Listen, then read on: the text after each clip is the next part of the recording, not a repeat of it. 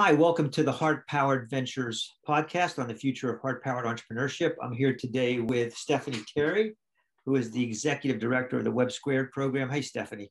Hey, Dave, how are you? I'm good. We had so much fun today doing that podcast with Angie, and now it's just the two of us. Yes. So we've had Stephanie on before, talked about her background, about the program. First of all, could you just give us a quick update, kind of a you are here on how the WEBB SQUARED program has evolved and what we're up to now?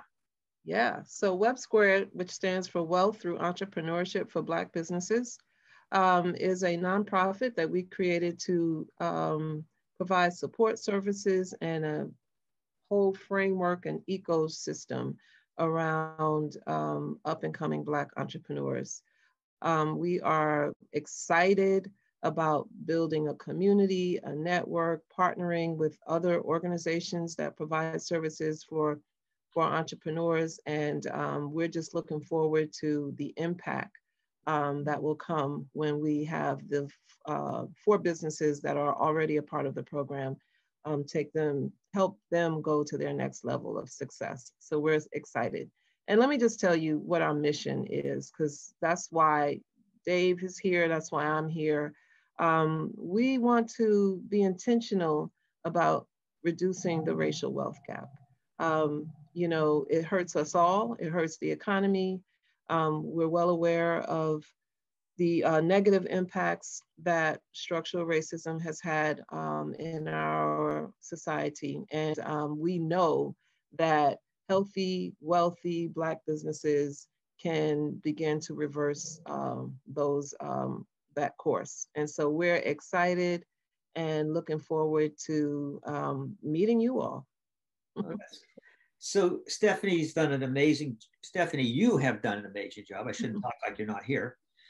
In terms of one, just kind of organizing our 4 kind of founding Black entrepreneurs together into a working group. And I've watched individually and collectively how you've evolved each other's businesses and evolved in how you're supporting each other and the way you've been reaching out to businesses and getting support of businesses and donors and really just helping to build the brand as well as to build the trainings and the services that we're providing. So I want to, first of all, just acknowledge that and extend my appreciation, and I think just everyone's appreciation for the way you've taken this on. And really, what started off as kind of I wouldn't say a part-time, but started off as an initiative, is now your life's work. And we're just so, yes. Everyone is just so glad and fortunate to have you made this your life's work. We talked a little bit more about that in the previous podcast. So one of the things that's become, because heart-powered entrepreneurship is so much about the heart and higher values and social consciousness and even in spiritual aspirations and how it is in the business world. This month, you've put together a program where we're really looking at the racial divide and I think the title is that healing that racial divide is good for your heart and it's good for business. Absolutely. So let's talk a little bit about just generically why that's true. And then I'd like to talk about some of the programs we'll be presenting in the Commonwealth week by week. Oh, yeah. So, first off, there's always a focus on why and how and all the ways and, historical policies, legislations, and experiences of how the cost of racism to people of color, to Black people. But we rarely stop to focus on what is the cost of racism to white people? Like what has this done to white people in this country? And so we're gonna, we're entrepreneurs and business people here. So our whole month is gonna be dedicated to just kind of unpacking that. But we start with the way that we wanna end, and we start with the heart and mind. So our theme for this month is why healing the racial divide is good for business and good for your heart and good for us. There's a saying that says, what lessens one of us lessens all of us. And, so I love the way you say, Dave, kind of turn the jewel and just kind of take a moment to stop and look at this. And we've got some really wonderful themes that we're going to go through each week. We'll kick off with looking at the history of of Black entrepreneurs throughout our history, like working often in unison with white entrepreneurs. And so we're going to take a look at the accomplishments and just little known history facts that are wonderful examples for us to strive to continue to replicate. We're also going to look at unity in entrepreneurship, why it's important to start with the end in mind. What would it look like if we were intentional about building a world based on the truth about who we are instead of based on this lie of race? Like, what could that look like? What could your business look like? You know, what would that mean for your business? How many more markets would be open? How much more innovation and creativity and variance and diversity could be a part of whatever your offering is, if we were intentional about our diversity and the unity in our diversity. And then we're going to look at have a week to talk about how racial justice and equity work. It's not just charitable. This is not about charity. This is about radical self-healing, radical self-love for ourselves as individuals and for our country and for our economy. I'm not sure if you know, but there's many studies that look at how much potential business is lost because of discriminatory lending to African-American entrepreneurs.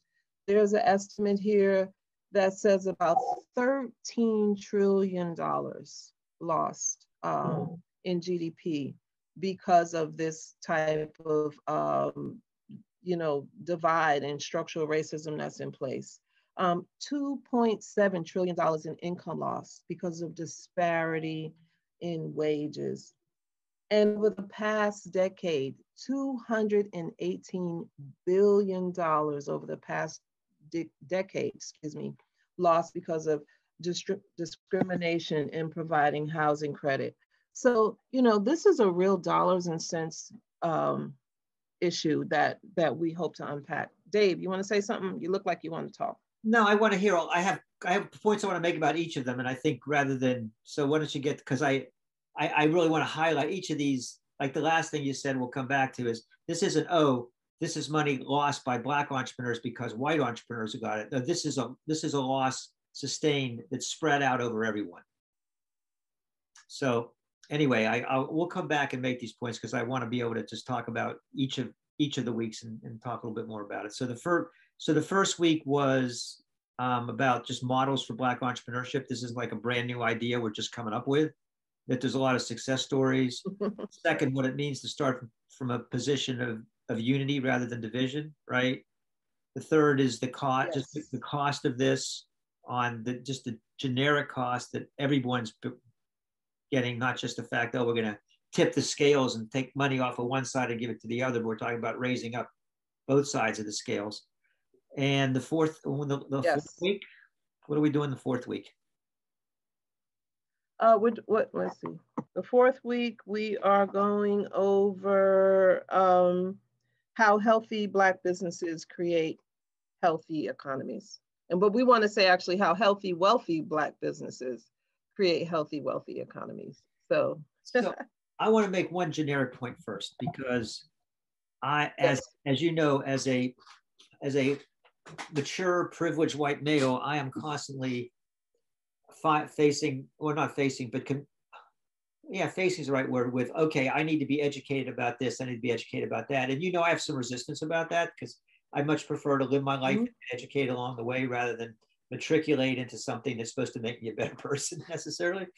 But so there's a way here. This isn't an educate. This is transformational. This isn't preaching.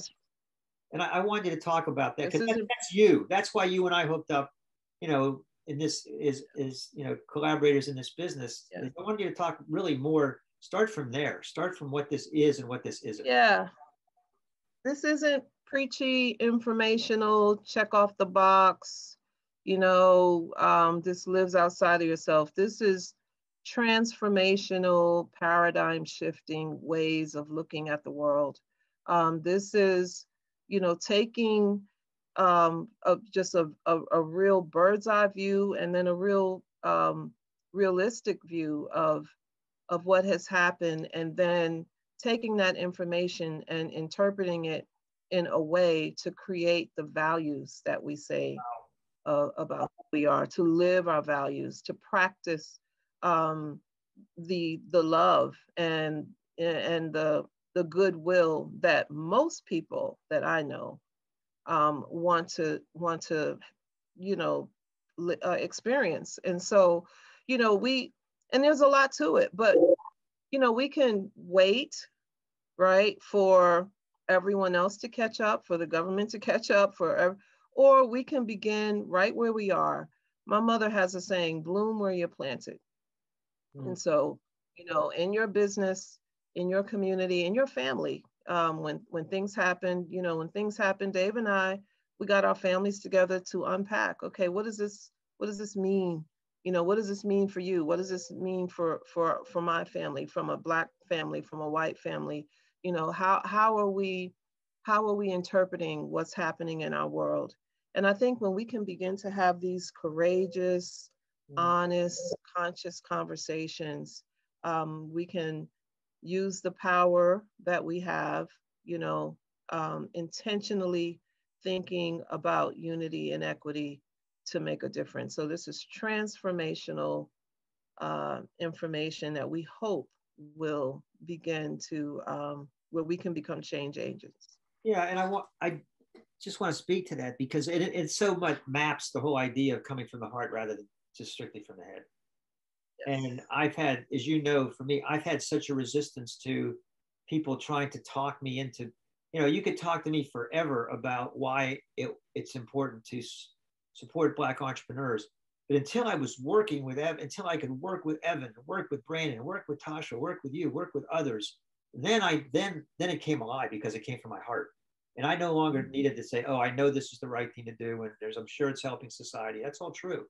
But the energetic difference, and as you said something really beautiful that, you know, and you surprise me all the time. And I shouldn't be surprised, you know, not surprised that you're so smart, but just surprised by the bit of wisdom that I hadn't thought about in that way before you articulated it. And it's about values. It's about really, because once my values have changed in the last months of working with the website, my values have literally changed. And I always thought I cared about this, I cared about that. But now my heart has an affinity. I have an attraction to this. I see the world, like you say, I turn the jewel and see a different way. And that's, as you say, that's what's going to happen. So I think it's just really important that people know they're not going to get lectured and they're not going to just have nice memes they could put on, you know, whatever, or things they could do, statistics to delight their friends. This is about really changing from the inside out. Oh, yeah. So, and I want to talk, just maybe highlight a point from each of the topics, because it was fun. We tried to do this yesterday, but storms did not allow our internet to stay up. So but we did I got a little bit of seed capital here. And one of them, just talking, when you were talking about, well, tell me, why is it important to have these models for successful entrepreneurship, Black entrepreneurship? You know, I think as human beings, we look for people, we model ourselves after things, people that inspire us, experiences that inspire us. Like that's what we do. You know, there's a reason there's a term archetype, right? Yeah. Because, you know, these are people that resonate with us, that maybe share the same circumstances, or maybe share the same values, or maybe share the same passions, that have done what we are wanting to do. And so they provide like really heartfelt, you know, role models for us to keep going when things get tough, or to know that you can make a way out of no way. You know, or to say, you know what, even though this may not be here, someone's done this before and I want to do it again. And so, like, for example, there's a James Fortin, African-American from Philadelphia, who was a ship maker, made millions of dollars in the 1830s, and then used that wealth to invest in abolitionist initiatives, and actually was the vice president of the American Anti-Slavery Society. There was a Samuel T. Wilcox, who was a grocer and wholesaler, and he had the idea to sell gourmet specialty food items. And I mean, we could see that that's a multi-billion-dollar business today. One last one I'll lift up. There's a Maggie Lena Walker, who was the first Black woman in the United States to charter a bank. And she pooled her community's money to form St. Luke Penny Savings Bank, which eventually turned into the Consolidated Bank and Trust Company. And then there's a special treat around a tool that we all use every day, all day, that we're going to share. It's a little 3-minute clip of a young Black woman entrepreneur. And I'm so proud of her. And she did a really nice video about another inventor. So, you know, these are the stories that matter. You know, we need to know these stories. When we need to see the genius and abilities of African Americans in this country, besides as, you know, victims or the, you know, victims of tragedies. And, you know, we need to lift up positive role models, and, you know, we can do more, and we are more. And then I'm not taking away, because I love sports, but we're more than that. We're more than singers. We're business people. We're entrepreneurs, and we have helped to make this country as all the technology and how comfortable it is. We were major role players in that. So I remember reading over one of the notes from one of the meetings that you've been having among your founders, and there was one of the young entrepreneurs said that he feels like he was, like, I don't know if he said he didn't have a roadmap, or he didn't have remember what was it that he said? Because I was so touched by it. Yeah, so the Black Squared entrepreneurs, we try to meet weekly. We meet at least twice, if not more, times a month, because a lot of the guys are working. But so in one of our weekly meetings, we were talking about the specific. Now, so here, let me just say this: being an entrepreneur can be lonely, very lonely. It's difficult. You know, not having a steady paycheck. You got to believe in yourself, and so there's a lot of challenges and obstacles that come in your path as an entrepreneur.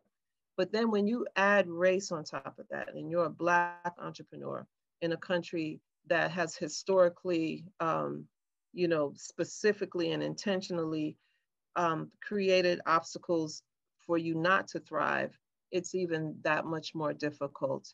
And then when you couple that with you know, not having necessarily the financial backing, like that family wealth that can come, you know, or the access to lending, or the relationships and networks that you need to make your dream happen, it can feel like you're on a destination with no roadmap.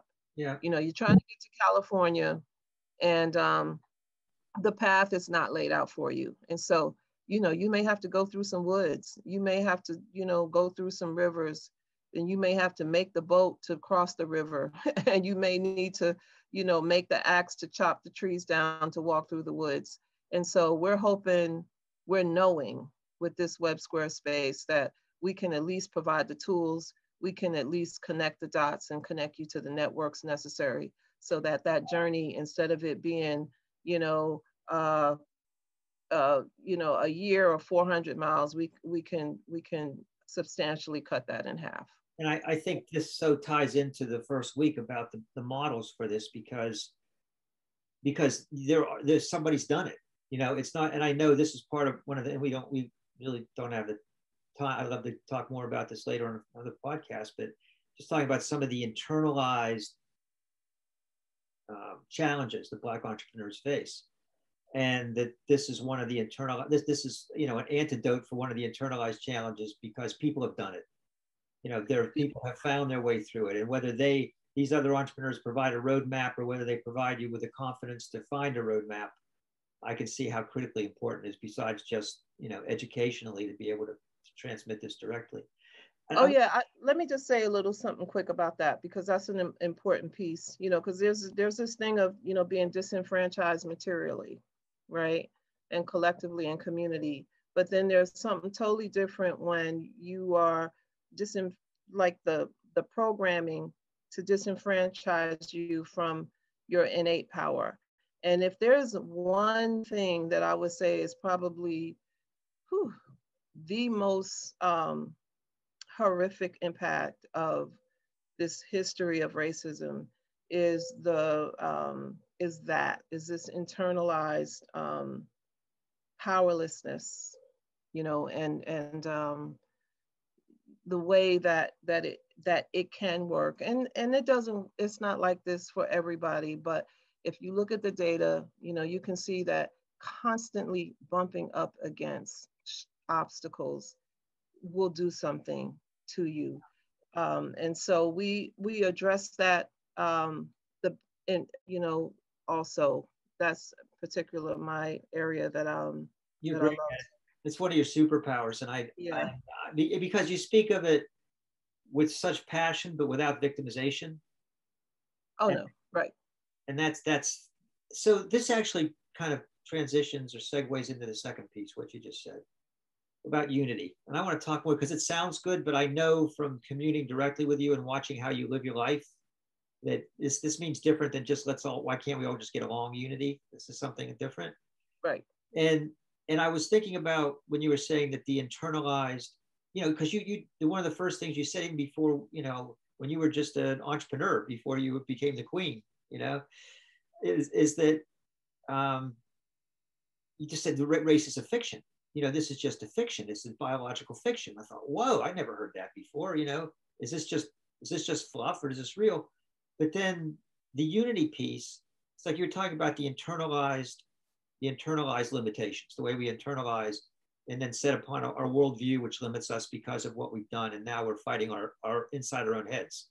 And that is, you know, that's, you know, the work that I do with entrepreneurs, you know, taking thorns out of lions' paws and whatnot and freeing them. So that's something everybody experiences. You know, that's one point. That's a unit, besides being specific to Black entrepreneurship, because specifically of the systemic racism and all the things they do. I've got my lineage. I've got my, you know, my Jewish 4,000 years of Jewish lineage that make me respond a certain way, and, you know, and things that I deal with in myself and other people as well. So there's a way that recognizing that the challenges are, there's a universality to this. There's a unity to this. Right. And anyway, that's kind of. And I was, yeah. And what I'll say with that is, you know, so, you know, whether you've internalized inferiority or whether you've internalized superiority, right? It's faulty. Right. Because we can be, you know, we're diverse, we can be different, and yet at the same time unique, and but in reality, you know, we're human, we're equal. And, you know, so humanity, we have a problem, and particularly you know, the way that this present world has been constructed. You know, it was constructed on the basis that of like skin complexion, and assigning value based on the color of your skin, but it was done so not for that. So it was a means to an end. Race was constructed. If I was to give you just a real quick one sentence history of the United States, and I'll tell you, is rich white people telling poor white people that Black and brown people are their enemy so that rich white people can stay rich. That's it. This was about money. And it, you know, it's a ruse, you know, that worked really well. And it hasn't happened the first time. If you look at history all over the United States, it's been done around religion. It's been done around a lot of things, you know, so the ruling class can control the masses so that they can stay the ruling class. And so this is what it looks like in this day.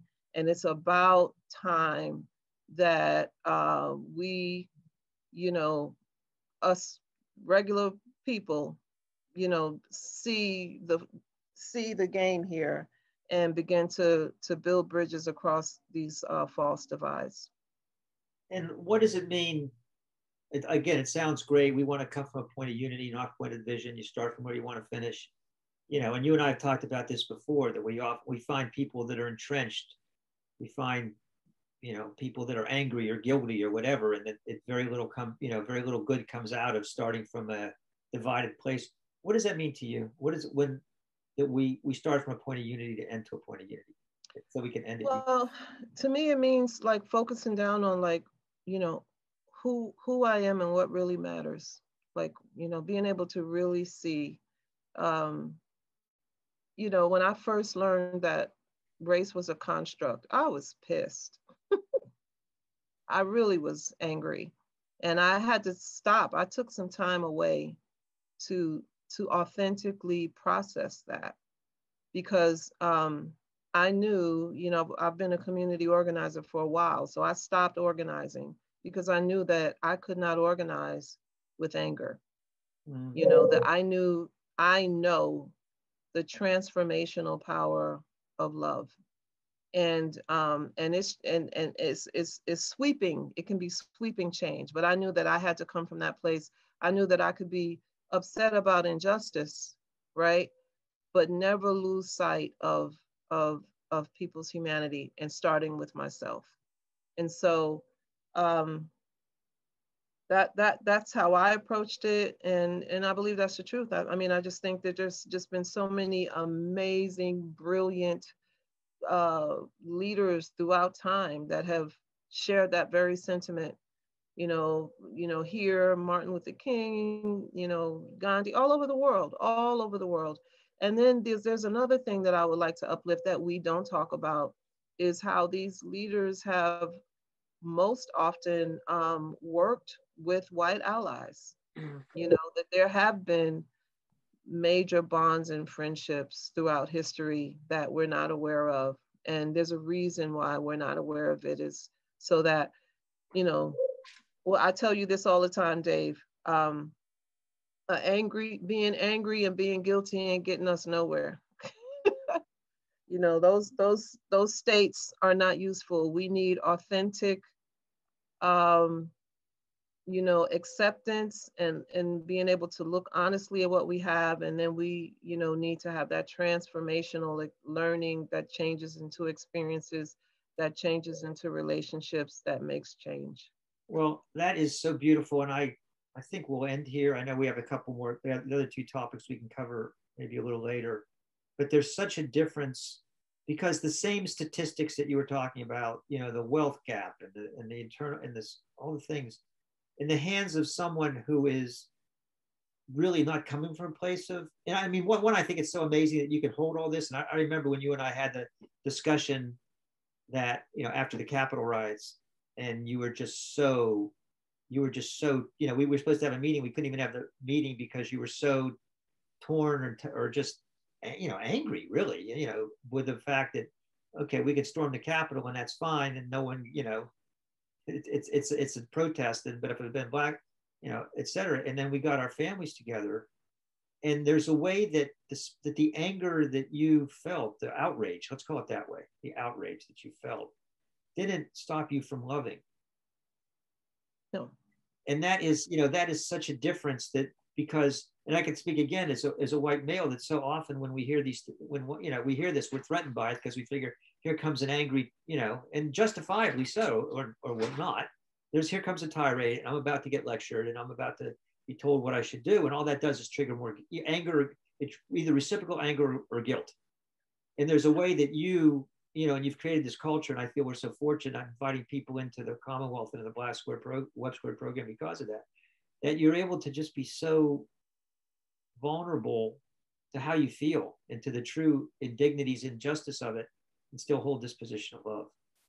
Yeah, I'm a mother, and so I know, love, and I'm a Black mom, and so, I will say this, we like to discount and mitigate this word love, and romanticize it, but love is fire and earthquakes and tornadoes and hail also. That is the Mother Earth lovingly doing what it needs to do to get back in balance. And so I am not suggesting by no means that love is absent from accountability and from, there's a cause and effect and actions and consequences.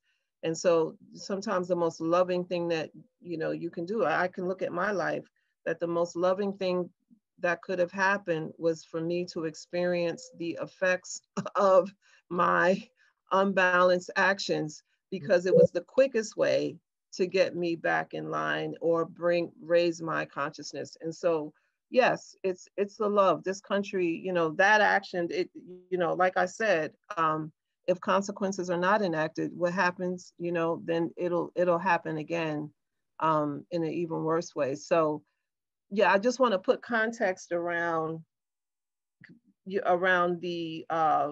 enormity of what we're dealing with, and but the good thing is that it feels as if we are coming fast approaching to a place in this country where we can see the full effects of the cost of racism, where it's not just affecting Black people, but it's also affecting white people in a very, very costly, dysfunctional mental health, which is economic, which again we're talking about in the third week too. And I just, so there's something about this space that we're both talking about, and you're really filling it out, that frees, having this loving, accountable space frees me to be myself in every which, I'm talking about me personally. So I can be me, including being the guy that has all these old ideas, has all these, all these hidden things. And then I can, and rather than, again, it comes out in my relationships, and it's very, very different when it comes out and I can see it because I care enough to see it, versus coming out by having someone tell me this is what you need to do, and this is what you should do, and this is what you owe me. And I think, again, just being able to hold that space, and just as we experienced in the podcast we did earlier with you and Angie, is authenticity is contagious. So like when we're doing the programs we're doing for companies, of being able to go in and model what this is, and again, I would encourage businesses as well. Something Stephanie does beautifully, and I'm proud to be a part of it as well, is that things can happen so fast. Yes. It can spread. You get 2 people that are authentic, and then you get 20, and then 20 is 2,000. Yes. And that's the beauty of coming from this from the heart. And again, I just feel so incredibly blessed and fortunate that you're in our world and you're heading this program, because you bring all of that, man. You bring the fire and you bring the heart. You're the mama bear that I don't want to mess with, and then you're your mother. You're just the mother that embraces everything and everyone. And it takes a big heart and broad shoulders, and you've got both. And so, I mean, go ahead. You're welcome, and I thank you for being honest, because you being honest and authentic, that I could trust you.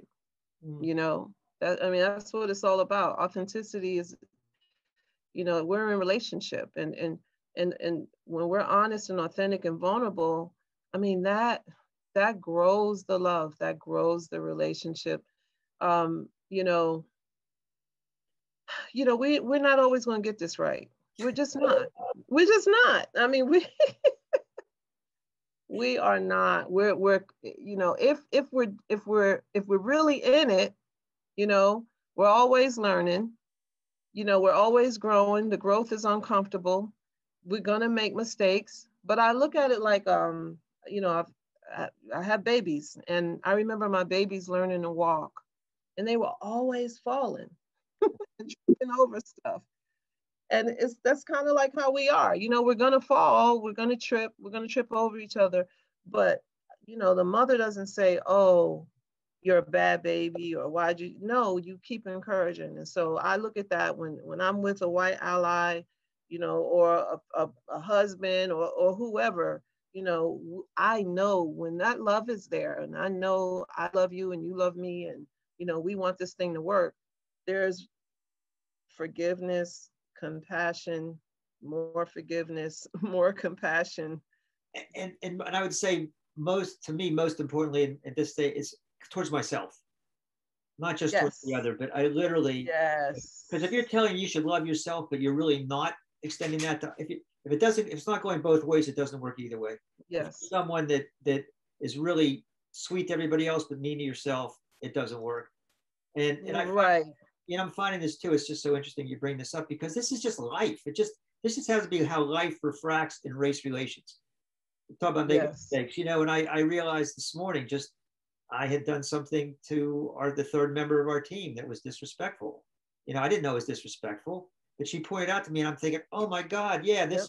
this was so stupid. You know, I was just being jocular, and so it, you know, and I could do that with a black person because I make a comment. I could do it with my white colleague because I'm being casual. So it's not just like, oh, this works in race; it works with everything. This It is just works with life, and it everything. just happens to be hyper accentuated because we're dealing with the you know, the charged thing. And so anyway, Oh yeah. I mean, again, I would just invite. So if people want to be part of the Commonwealth and be part of this program, how do they tune in this month to what we're doing? So our Commonwealth is, if you'd like to be a part of it, we can send you a link. If you email me at stephanie@heartpoweredventures.com, I can send you a link. We also, so we meet on Thursdays from noon to 1. And yeah, I will send you an invite. Rennie is our operations uh, director. And yeah, we can get you plugged in. I also will be sending out invites, personal invites to some of my colleagues that I've worked with over the years. I'll be putting it on my Facebook page. So hopefully you'll be able to find us. Yeah. So again, our website is Heart Powered Ventures, Heart Powered Ventures, just like it sound.com. And there's a page there on how we help. That there's the Commonwealth. You'll be able to get a guest pass there. I'm going to ask Josh, our great editor, to also put that down here so people can see it. But come in, you know, this is a membership group, a paid membership group, but we have guest passes for people. We'd be happy to extend that. So, you know, come and find us. It's a beautiful group. You know, what you see with Stephanie is what we have. This is the collection of people we've been able to attract and curate. So, Stephanie, again, no matter how much time I spend with you in a day, it's never too much. So, thank you. We have fun, Dave. We have a lot of fun. And I look forward to seeing a lot of you viewers and listeners at a meeting this Thursday. And if you're already on our list, you've already gotten a program for the month. So, Yes. all right, very good. Bye-bye. Thanks a lot.